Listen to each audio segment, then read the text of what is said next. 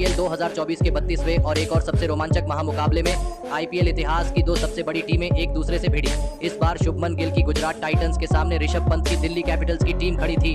इस रोंगटे खड़े कर देने वाले महामुकाबले में दिल्ली के कप्तान ऋषभ पंत ने टॉस जीता और पहले गेंदबाजी का फैसला लिया और गुजरात की टीम को पहले बल्लेबाजी के लिए आमंत्रित किया। उसके बाद रनों की बारिश करने के इरादे से गुजरात के दो बेहतरीन फॉर्म में चल रहे ओपनर बल्लेबाज मैदान में उतरे।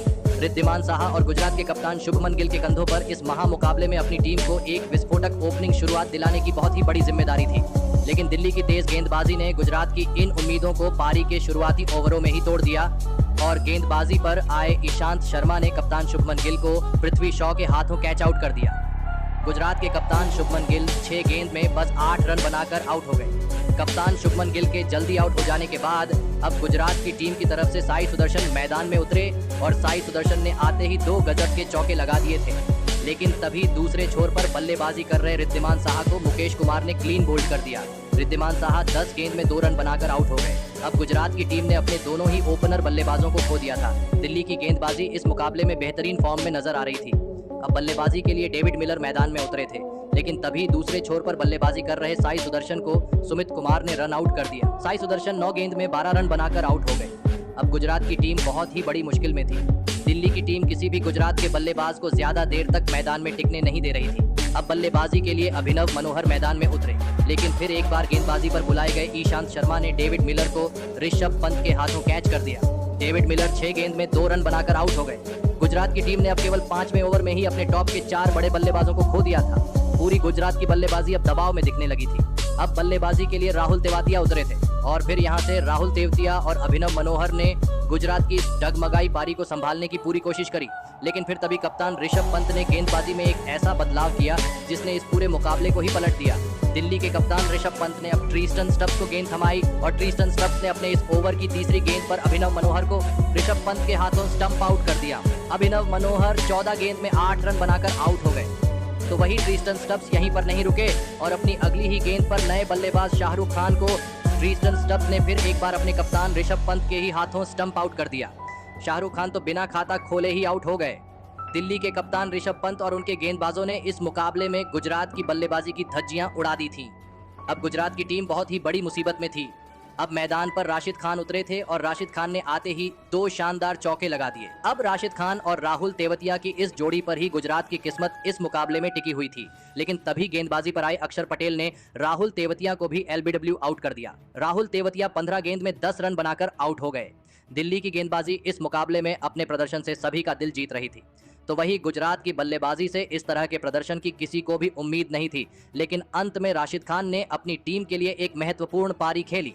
लेकिन अंत में राशिद खान को मुकेश कुमार ने ऋषभ पंत के हाथों कैच आउट कर दिया। राशिद खान ने इस मुकाबले में 24 गेंदों में 31 रनों की महत्वपूर्ण पारी खेली और इसी के चलते गुजरात की टीम अंत में 89 रनों का लक्ष्य दिल्ली की टीम के आगे रख पाई। उसके बाद गुजरात से मिले 90 रनों के आसान से लक्ष्य का पीछा करने दिल्ली के 2 दिग्गज ओपनर बल्लेबाज मैदान में उतरे। पृथ्वी शॉ और जैक फ्रेसर मैगर के कंधों पर इस मुकाबले को जल्द से जल्द खत्म करने के लिए अपनी टीम को एक विस्फोटक ओपनिंग शुरुआत दिलाने की बहुत ही बड़ी जिम्मेदारी थी और दिल्ली की इस ओपनिंग जोड़ी ने मैदान में उतरते ही धमाकेदार बल्लेबाजी करना शुरू कर दिया। खास करके जैक फ्रेसर मैगर इस मुकाबले में धमाकेदार फॉर्म में नजर आ रहे थे। पारी के पहले ही ओवर में एक शानदार चौका और एक लाजवाब छक्का लगाकर जैक फ्रेसर मैगर ने अपनी पारी की शुरुआत की थी, लेकिन तभी दूसरे ओवर में गेंदबाजी पर आए स्पेंसर जॉनसन ने जैक फ्रेसर मैगर को अभिनव मनोहर के हाथों कैच आउट कर दिया। जैक फ्रेसर मैगर 10 गेंदों में 20 रन बनाकर आउट हो गए। जैक फ्रेसर मैगर की धमाकेदार बल्लेबाजी के खत्म हो जाने के बाद अब दिल्ली की टीम की तरफ से अभिषेक पोरेल बल्लेबाजी करने मैदान में उतरे, लेकिन तभी दूसरे छोर पर बल्लेबाजी कर रहे पृथ्वी शॉ को संदीप वॉरियर ने स्पेंसर जॉनसन के हाथों कैच आउट कर दिया। पृथ्वी शॉ 6 गेंद में 7 रन बनाकर आउट हो गए।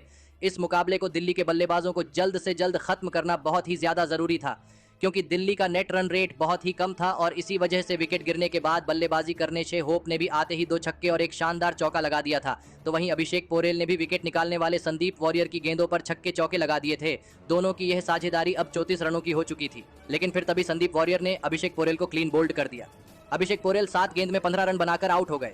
अभिषेक पोरेल के आउट हो जाने के बाद अब दिल्ली के कप्तान ऋषभ पंत मैदान में उतरे थे, लेकिन तभी दूसरे छोर पर धमाकेदार बल्लेबाजी कर रहे शे होप को राशिद खान ने मोहित शर्मा के हाथों कैच आउट कर दिया। शे होप 10 गेंद में 19 रन बनाकर आउट हो गए, लेकिन विकेट गिरने के बाद भी दिल्ली का जो भी बल्लेबाज बल्लेबाजी के लिए मैदान में उतर रहा था वह बड़े शॉट खेलने से रुक नहीं रहा था और कप्तान ऋषभ पंत ने भी यही करके दिखाया और विकेट गिरने के बाद बल्लेबाजी के लिए आए सुमित कुमार के साथ मिलकर धमाकेदार बल्लेबाजी करते हुए केवल 9वें ओवर में इस गुजरात द्वारा दिए गए छोटे से लक्ष्य को हासिल करते हुए दिल्ली की टीम ने 6 विकेट से इस मुकाबले को अपने नाम कर लिया। दोस्तों, इस रोमांचक मुकाबले में दिल्ली की पूरी टीम ने अपना 100% दिया। कप्तान ऋषभ पंत की गजब की कप्तानी की वजह से इस मुकाबले में गुजरात जैसी बड़ी बल्लेबाजी वाली टीम भी इतने छोटे से लक्ष्य पर ही रुक गई, लेकिन दिल्ली की इस जीत में सबसे बड़ी भूमिका निभाई दिल्ली की गेंदबाजी ने और इस गेंदबाजी के असली हीरो रहे दिल्ली के लिए सबसे ज्यादा विकेट निकालने वाले मुकेश कुमार। जी हां दोस्तों, मुकेश कुमार ने इस मुकाबले में गुजरात के 3 सबसे बड़े विकेट निकाले और इसी के चलते दिल्ली की टीम गुजरात को इतने छोटे से स्कोर पर ही रोक पाई और अंत में ये मुकाबला जीत पाई। तो दोस्तों, आपको मुकेश कुमार की यह धमाकेदार गेंदबाजी कैसी लगी और आप उनकी इस लाजवाब गेंदबाजी के लिए उन्हें 10 में से कितने अंक देना चाहेंगे? आप अपनी राय नीचे कमेंट में देना बिल्कुल भी ना भूलें। धन्यवाद।